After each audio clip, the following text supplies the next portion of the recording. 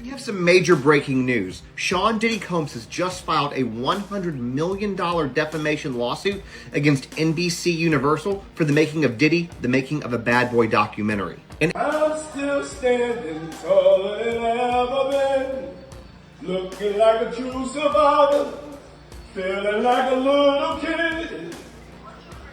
I'm still standing there. You said no Diddy, but it seems there is Lil Rod has come out who he produced the Love album. And it seems like he has recordings, pictures of a whole year and a half. Smart guy. Year and a half with Diddy, not getting paid to where he's Smart like... guy. It started to feel less like a typical news cycle and more like a slow, tightening sequence of moments that refused to resolve, each one adding a new layer of tension around Sean Diddy Combs. On the surface, the headline seemed straightforward. His $100 million lawsuit against NBC Universal had been dismissed, but the timing, the silence surrounding his appeal, and the tone of recent updates painted a far more complex picture. For over 2 weeks, that appeal has reportedly remained untouched, sitting in a kind of legal limbo that leaves space for speculation to grow rather than settle. we have some major breaking news. Sean Diddy Combs has just filed a $100 million defamation lawsuit against NBC Universal for the making of Diddy, the making of a Bad Boy documentary. And in their complaint, Diddy's attorneys are saying that NBC Universal made the assumption that their client has committed numerous heinous crimes, including serial murder, R of minors, and S trafficking of minors. They go on to say, quote, it maliciously and baselessly jumps to the conclusions that Mr. Combs is a, quote, monster and a, quote, embodiment of Lucifer with, quote, a lot of similarities to Jeffrey Epstein. His lawyers also say that the documentary insinuates that he is a serial killer by hinting that he had something to do with the deaths of Kim Porter, Notorious B.I.G., Andre Harrell, as well as Heavy D, and some others. This is Bad Boy Weekly, and we're breaking down 5 key developments from this past week, each one revealing a slightly different angle of a story that doesn't seem to be slowing down. In fact, it feels like it's quietly accelerating beneath the surface. What makes this moment stand out isn't just the outcome of the lawsuit, but how it connects back to the origin point. Early 2025, when Peacock released Diddy, The Making of a Bad Boy, a documentary that arrived not long after his federal indictment, raising immediate questions about intent and timing. Inside the film, several individuals shared claims and personal perspectives that quickly caught public attention, not necessarily because they were confirmed, but because of how directly they challenged Diddy's public image. Some viewers saw it as bold storytelling, others as something that blurred the line between narrative and accusation, and that divide became impossible to ignore. You said no Diddy, but it seems there is Lil Rod has come out who he produced the Love album. And it seems like he has recordings, pictures of a whole year and a half. Smart guy. Year and a half with Diddy, not getting paid to where he's Smart like, guy. it seems like you can't say no to Diddy the way he's putting it out. Like, there's a lot of Yeah. people like, why didn't he say no? Yeah, that you don't go. Yes. You don't go. Why go? By February, Diddy's legal team stepped in with a strong response, arguing that the network had sacrificed journalistic integrity in favor of dramatic impact, suggesting that the portrayal leaned heavily into unverified territory. They framed it as more than just reputational damage. It was, in their words, a deliberate construction of a narrative that could reshape public perception in a way that would be difficult to undo. But here's where the tone subtly shifts, and it's easy to miss if you're not paying close attention. When the judge dismissed the lawsuit, it didn't just reject the claims. It removed a layer of resistance that had been actively pushing back against the documentary's influence. And that creates an unsettling kind of question, one that doesn't come with an easy answer. If the legal challenge was meant to contain the narrative, what does it mean now? That the narrative remains largely untouched, continuing to circulate, evolve, and perhaps even gain momentum in ways no one fully anticipated? The moment the decision came down, it didn't just close a case. It seemed to redraw the entire narrative in a way few people expected. On April 21, 2026, Phaedra Perry Bond, a New York Supreme Court judge, dismissed the lawsuit filed by Sean Diddy Combs against NBC Universal in its entirety, and the reasoning behind it carried a weight that lingered far beyond the courtroom. According to the ruling, the documentary in question couldn't have meaningfully damaged his reputation because in the court's view, that reputation had already been significantly impacted by events and reports that existed long before the film ever aired. That single idea reframed everything, not as a debate about what the documentary added, but about what had already been established in the public eye. When you trace back the timeline, the landscape becomes impossible to ignore. Widely circulated footage, multiple lawsuits, relentless media scrutiny, and an ongoing federal case had already shaped a narrative that was difficult to reverse. And then there's the detail that complicates it even further. The judge noted the documentary didn't present itself as a one-sided accusation, pointing to elements that included alternative explanations, documented reports, and perspectives from multiple sides. In other words, it wasn't dismissed as reckless storytelling, but something closer to a structured, if controversial, presentation. NBC Universal's legal team framed the outcome as a broader moment for media and storytelling, while Diddy's side remained notably quiet, a silence that in itself sparked curiosity. But just as that chapter seemed to reach a conclusion, another thread began to surface. Quieter, less headline-driven, yet carrying its own gravity. Behind the scenes, attention started shifting toward a separate legal battle involving Rodney Jones, known professionally as Lily Rod, whose earlier claims introduced a completely different dimension to the situation. And here's where the tone subtly changes again, because while one legal door closes publicly, another appears to be opening more quietly in the background, raising a question that's hard to shake. Is this really an ending, or just a transition into something even more complex? What initially sounded like a firm denial quickly evolved into something far more layered, almost as if both sides were quietly preparing for a much longer battle than anyone expected.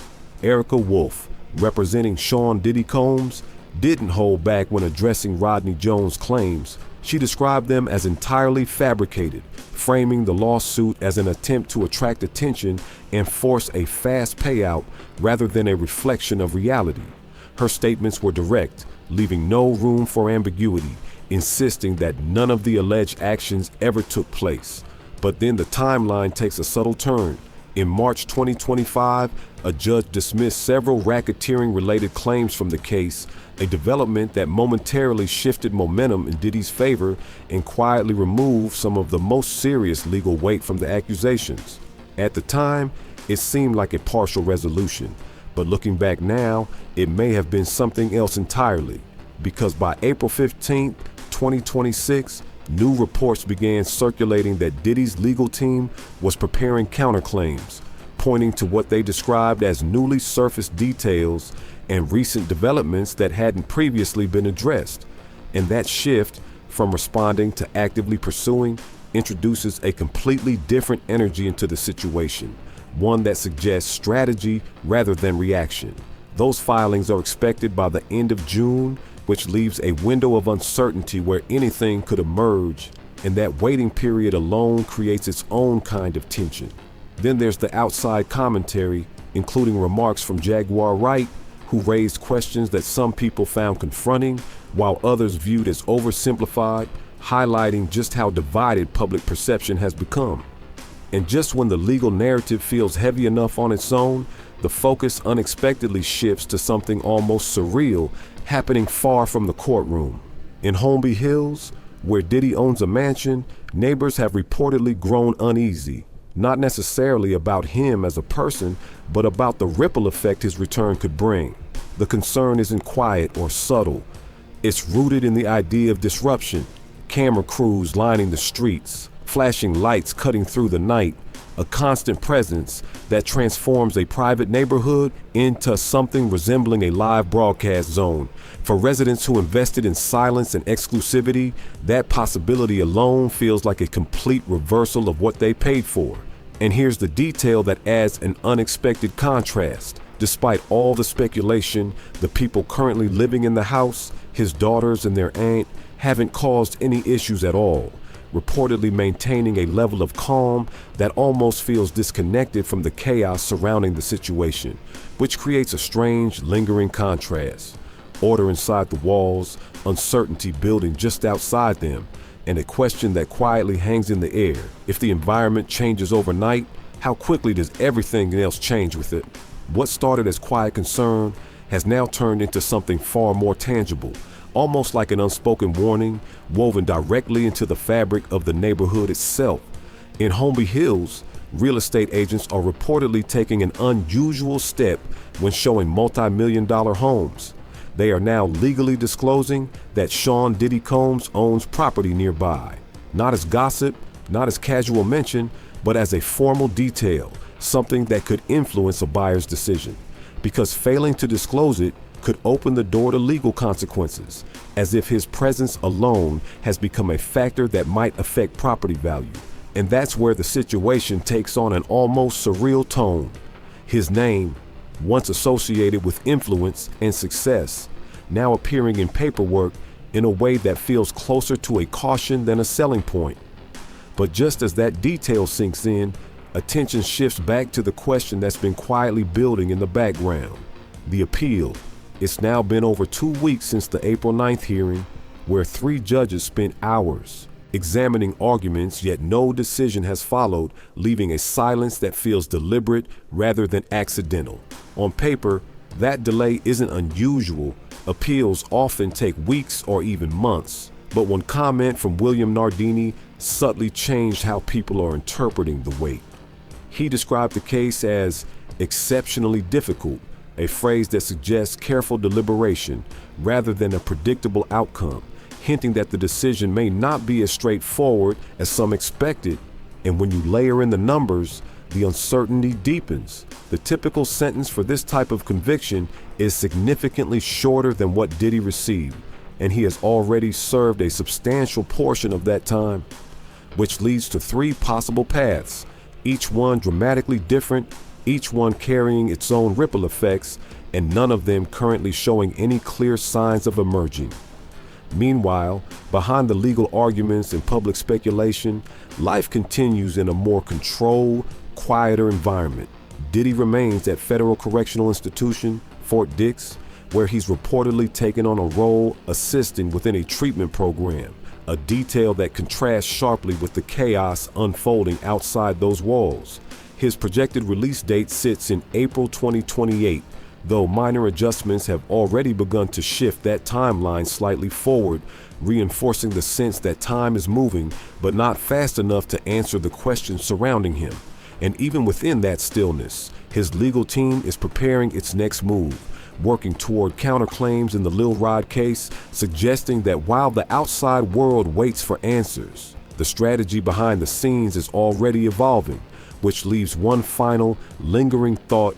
While everything appears paused on the surface, is it possible that the most important moves are happening where no one is looking yet? Right when it feels like every major piece is already on the table, another subtle shift begins to form. One that doesn't make immediate headlines but quietly changes how everything is being interpreted. Behind the scenes, the legal pressure surrounding Sean Diddy Combs isn't just coming from courtrooms or filings anymore. It's coming from time itself, from the slow accumulation of unresolved questions that refuse to fade. Each passing day without a ruling on the appeal doesn't just extend uncertainty. It gives more space for narratives to evolve, for opinions to harden, and for public perception to drift further from anything resembling clarity. And that's where things become especially complicated, because in situations like this, perception can start to matter just as much as outcomes. There's also a quieter, almost overlooked layer to all of this. The people connected to the story, watching from the sidelines, adjusting, reacting, and in some cases, distancing themselves without ever making a public statement. Not in dramatic ways, not in ways that make noise, but in small, nearly invisible decisions that only become noticeable when you step back and look at the bigger picture. At the same time, the media cycle continues to move, but with a slightly different tone now, less explosive, more analytical, as if even the coverage itself is waiting for something definitive before taking its next step. And maybe that's the most unsettling part of all. Everything feels like it's in motion, yet nothing has truly landed. Because when a story reaches this stage, where outcomes are pending, narratives are shifting, and silence carries weight, it stops being about what has already happened and starts becoming about what could happen next. And that possibility, still undefined and just out of reach, is exactly what keeps this entire situation from settling into anything predictable. Just when it seems like the story has reached a kind of suspended stillness, a different kind of tension begins to surface, quieter, more psychological, and far harder to measure. The focus isn't only on court rulings or legal strategies anymore. It's on the atmosphere surrounding Sean Diddy Combs, the way each update subtly reshapes how people interpret everything that came before it. There's a growing sense that this situation is no longer unfolding in clear, defined steps, but instead drifting through a gray area where facts, timing, and perception begin to blur together. And in that space, even the smallest detail can take on unexpected significance. Some observers have started to point out how the narrative seems to move in waves, moments of intense attention followed by stretches of near silence, almost like the story is recalibrating itself in real time. That pattern alone raises a question that's difficult to ignore. Is this just the natural rhythm of a complex legal case, or something more strategic unfolding beneath the surface? At the same time, there's an emotional undercurrent that doesn't always get acknowledged. The weight of uncertainty, not just for those directly involved, but for everyone watching, trying to piece together a complete picture from fragments that never quite align perfectly. And then there's the element that lingers the longest, the unknown. Because no matter how many updates surface, no matter how many angles are analyzed, there's still a central piece missing, something that hasn't fully revealed itself yet. And until it does, the story doesn't feel finished. It feels like it's quietly building towards something that hasn't happened, at least not yet. As everything stands right now, the situation feels suspended in a strange in-between, where nothing has officially collapsed, but nothing has truly stabilized either. The appeal for Sean Diddy Combs still hasn't been denied, and in a technical sense, that absence of a decision leaves a narrow window of possibility open, however uncertain it may be. At the same time, his projected release date continues to shift slightly forward through incremental credits, creating the impression that time itself is quietly moving in his favor, even if the bigger picture doesn't reflect that momentum, because when you zoom out, the weight of this past week tells a very different story. The $100 million lawsuit didn't just fail, it was dismissed in a way that reframed how his public image is legally perceived, with the court suggesting that the damage in question had already been done long before the documentary ever aired. And then there's the detail that almost feels unreal. In Holmby Hills, his name has effectively become part of real estate disclosures, something buyers are formally warned about rather than intrigued by. Meanwhile, the clock is ticking towards several critical moments. The expected appeal decision before late summer, the upcoming counterclaims tied to Rodney Jones and other civil cases, including one involving Jonathan Hay, all steadily moving forward beneath the surface. When you line it all up, this week doesn't feel like a turning point. It feels like pressure building, quietly but consistently, towards something that hasn't revealed itself yet. And that's what makes this moment so difficult to read, because the most important outcome is still out there, unresolved, waiting to land. 5 stories, one incredibly heavy week, and a future that could shift in an instant depending on a decision no one has seen yet. Comment below with what you think is really going on. Leave a like if this gave you chills, and subscribe plus turn on notifications if you want to see more Hollywood secrets.